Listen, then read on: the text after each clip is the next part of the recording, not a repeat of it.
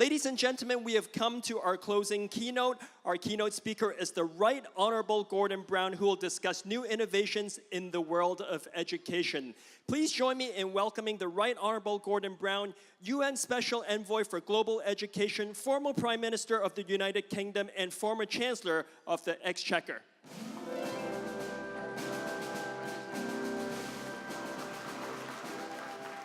Can I say, first of all, what a pleasure it is to be here at this great education conference today.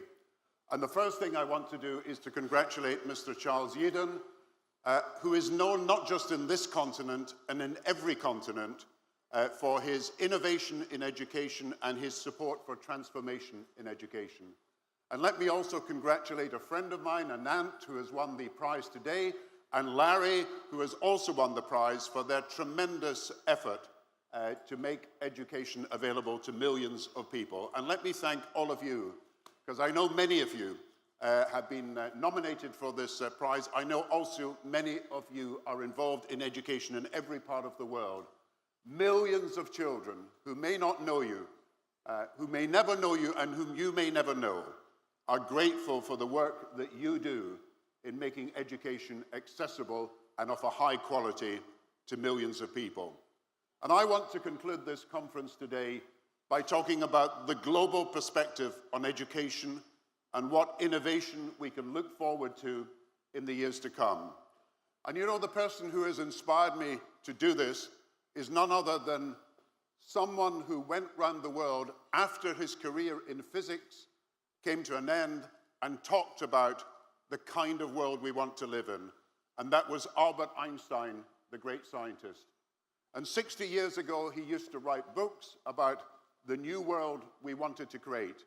And he would come to my country, the United Kingdom, and what he would do was publish his book, hire a chauffeur, and he would drive around Britain to the small towns and the small places and hold sessions where he explained his book and had book reading sessions.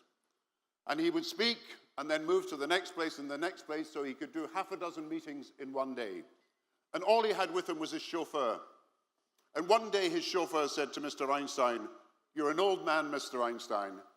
You're looking very tired. I've been listening to your speech for the last few weeks, and I've heard it 30 times.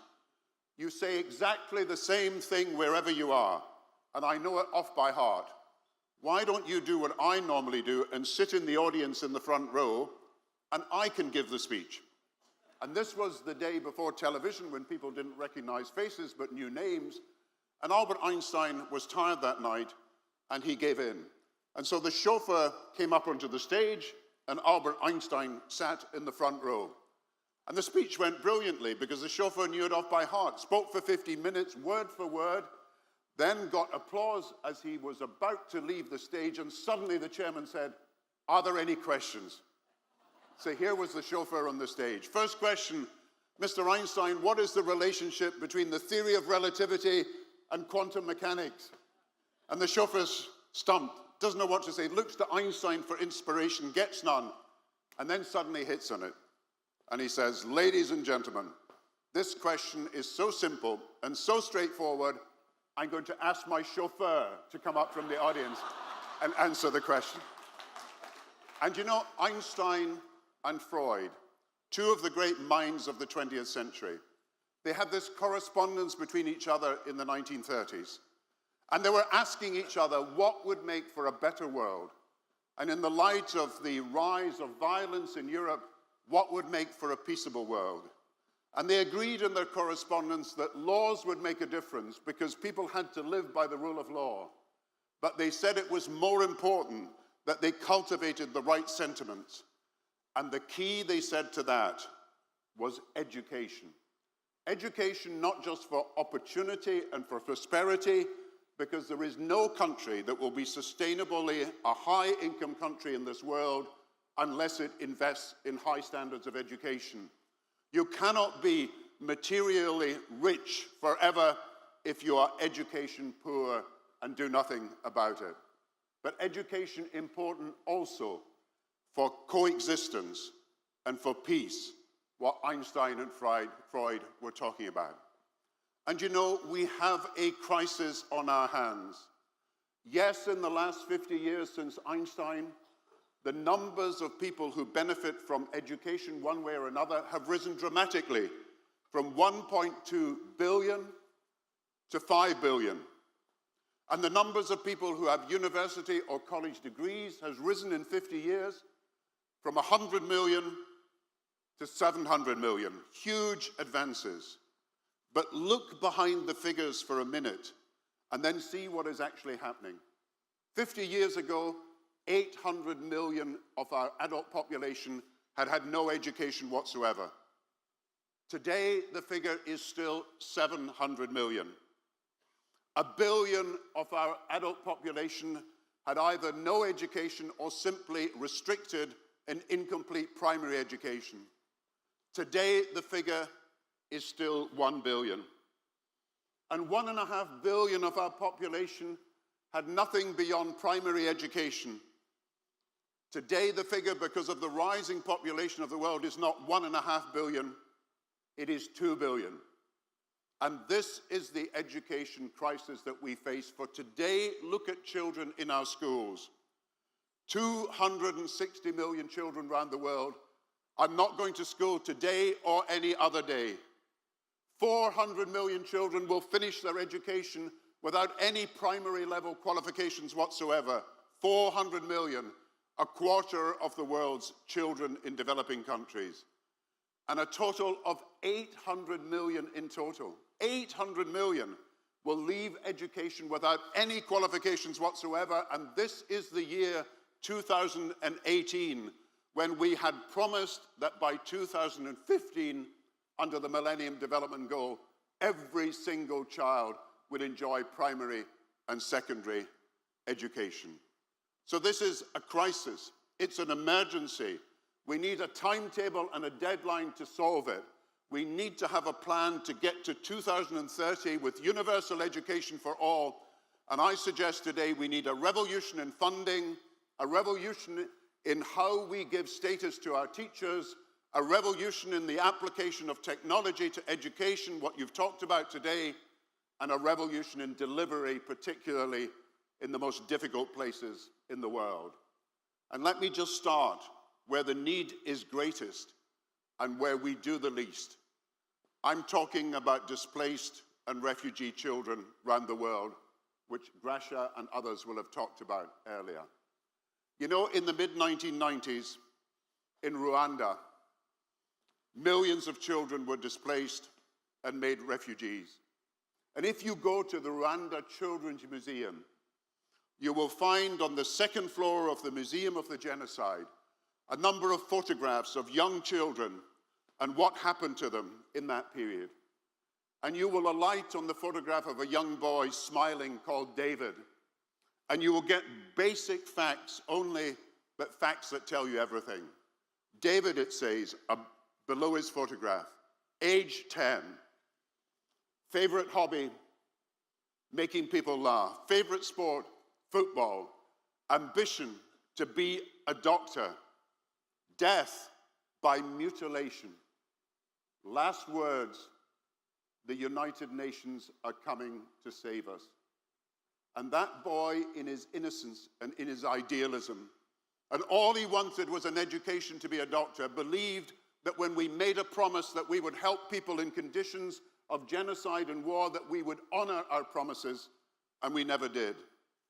And since then, we have had responsibility to protect the International Criminal Court, Gracia's brilliant report about how to help children in conflict. But you know, this summer, not in Africa or in Asia, but in Europe, off the coast of Greece, in the island of Lesbos, the place called Maria, a refugee camp, 8,000 people there, places for only 3,000, 1,500 children, none of them getting any education. 2 children, age 10, attempting suicide. 2 children whose lives should have been in front of them, who should be dreaming and planning and thinking and ambitious about the future.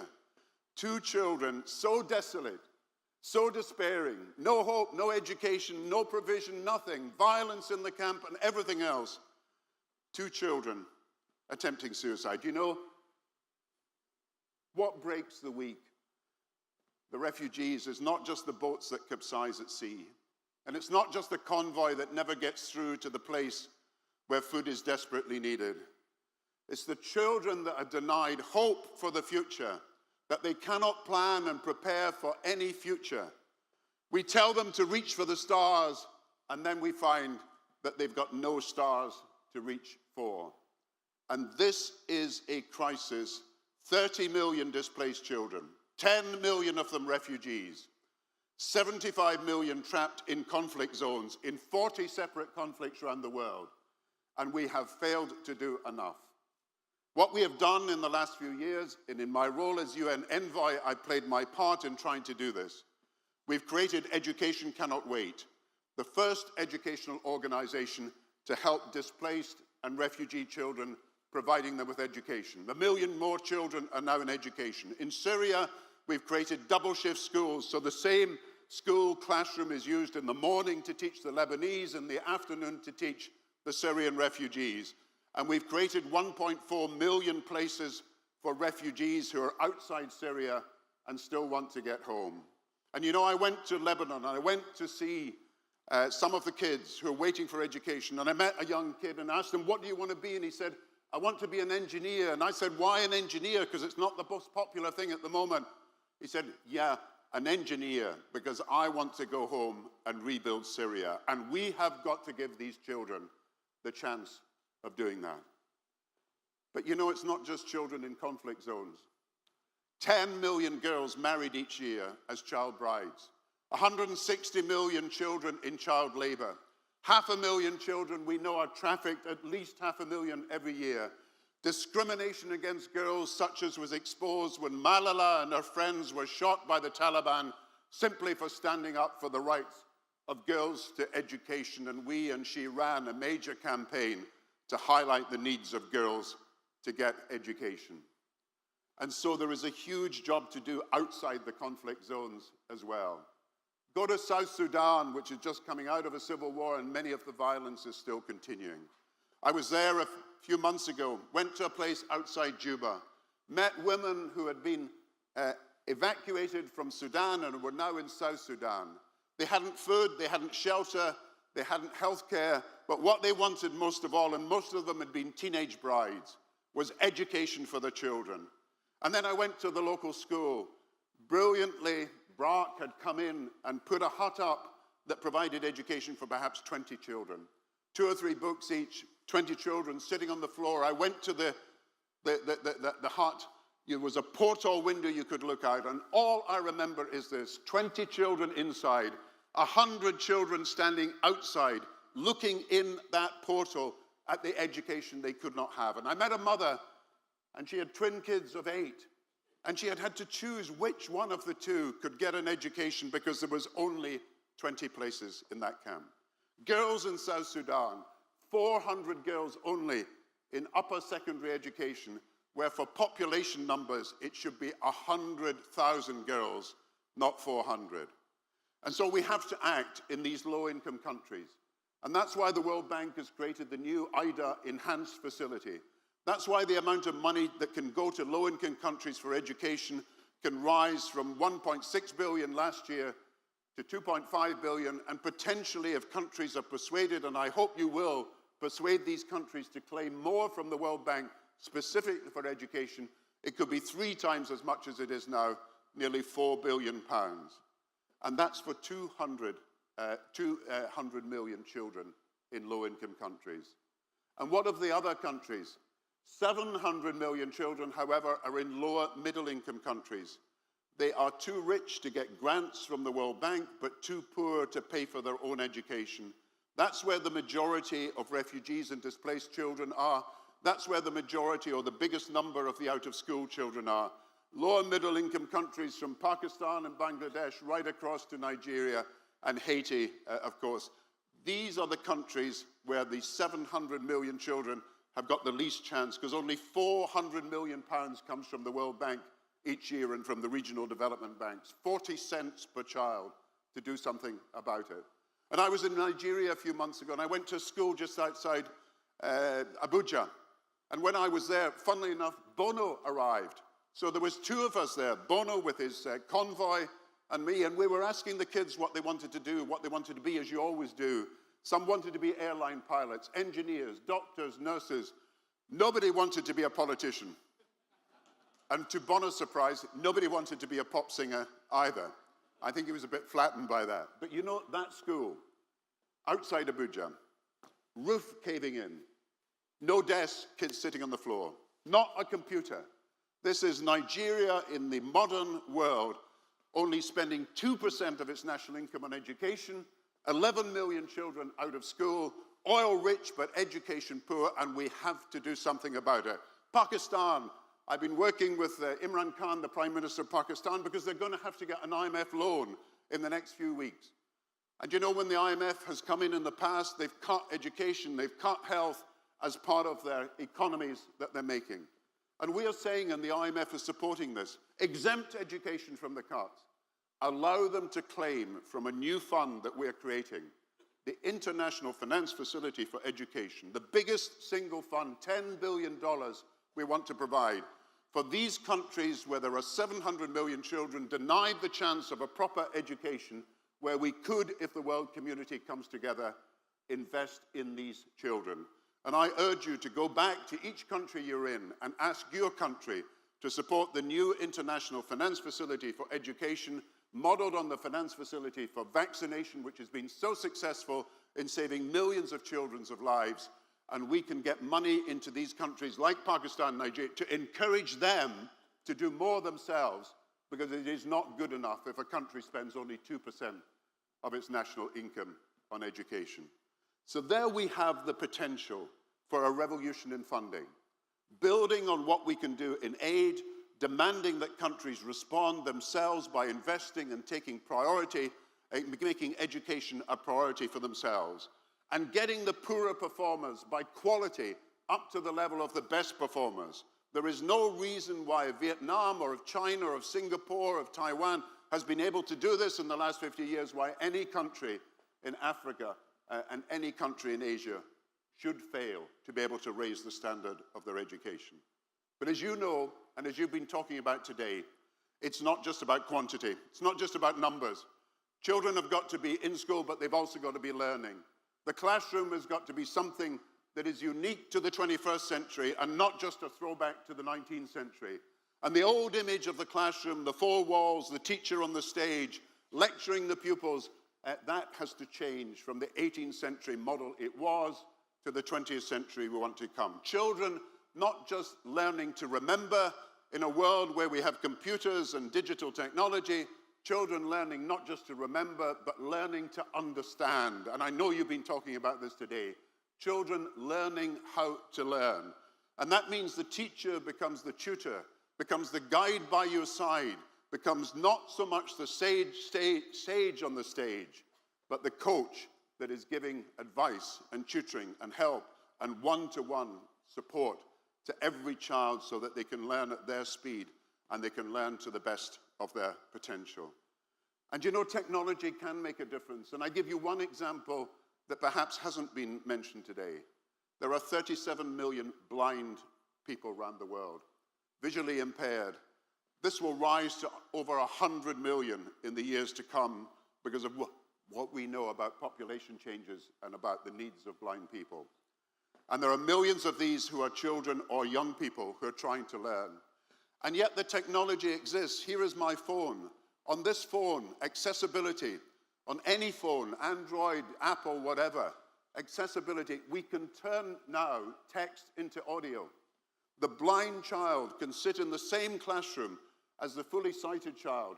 And while the fully sighted child is reading a book, the visually impaired child can be hearing on audio the same text instantly transmitted from the iPhone or whatever device that they have.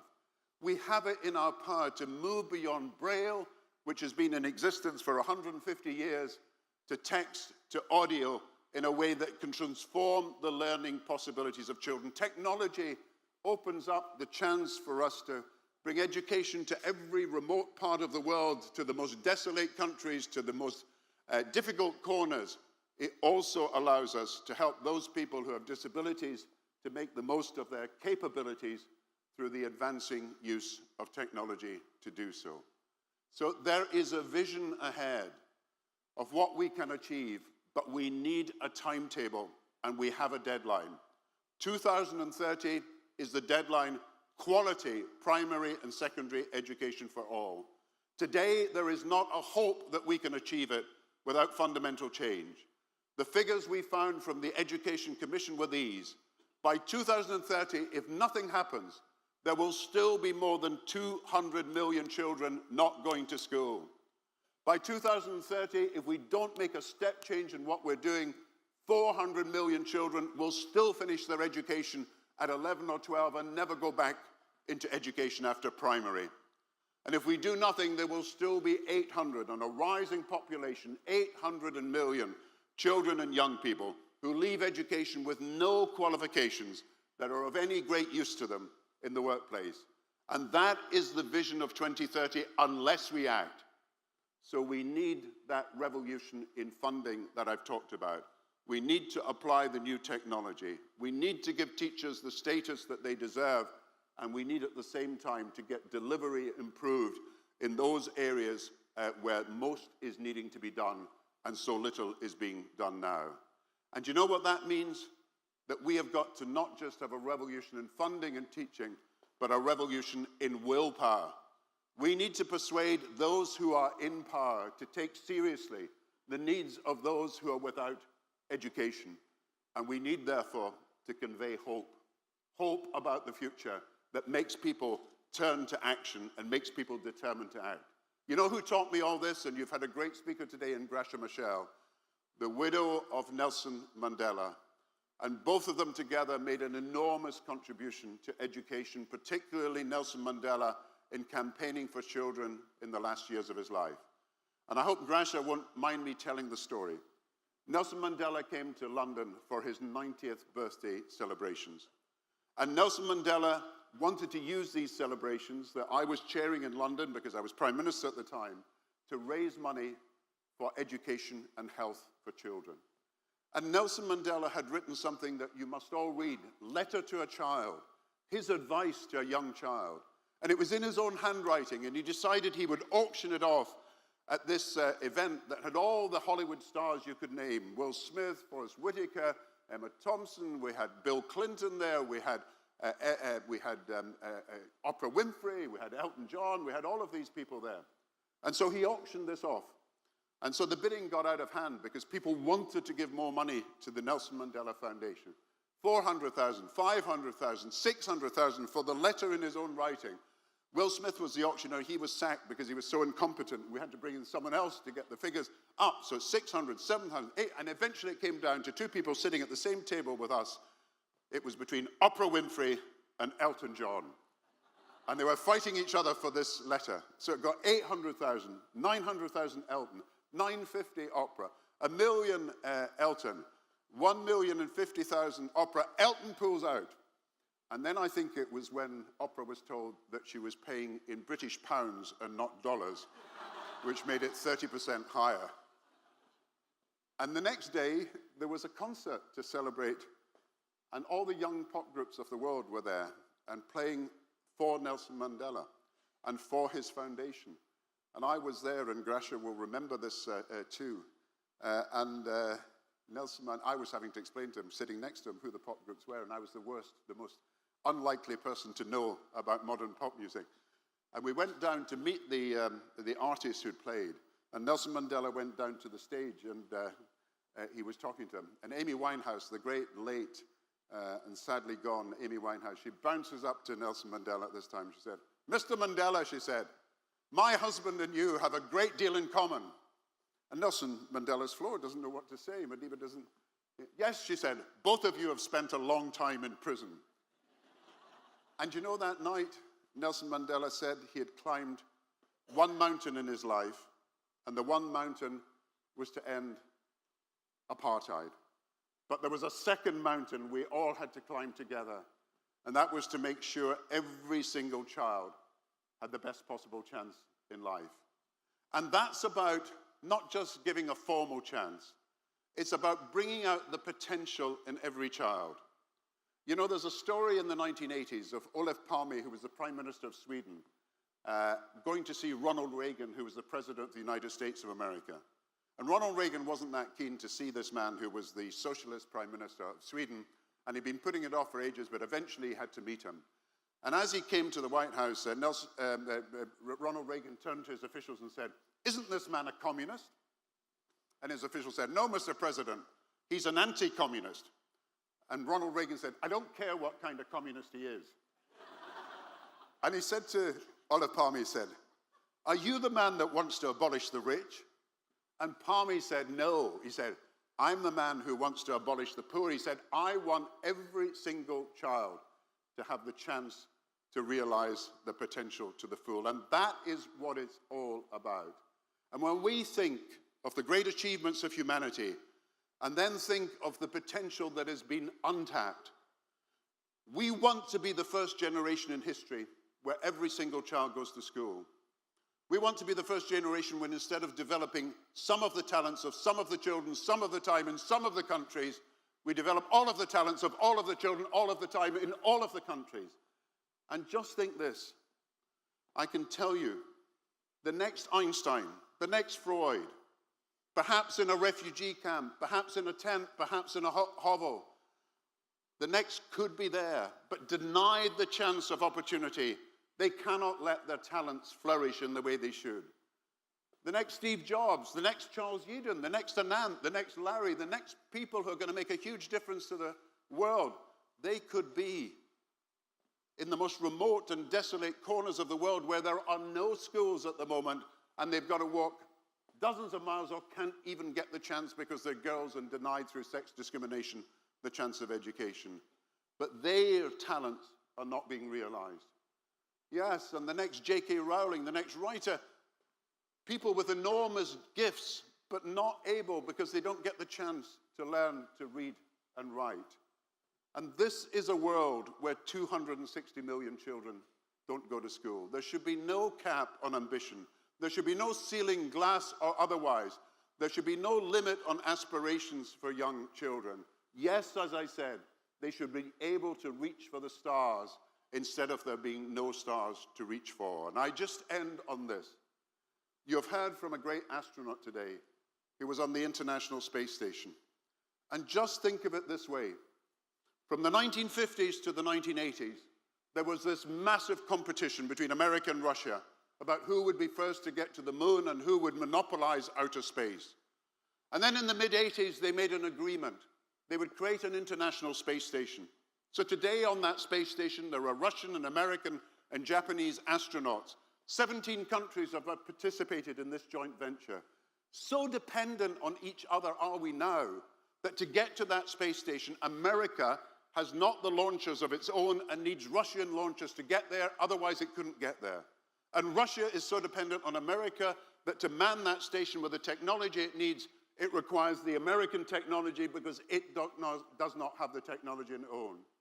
And you know, if in the most complex and most sensitive of areas, outer space, where military competition has been rife for years until the 1880s, we can find a way to cooperate to make an international space station work.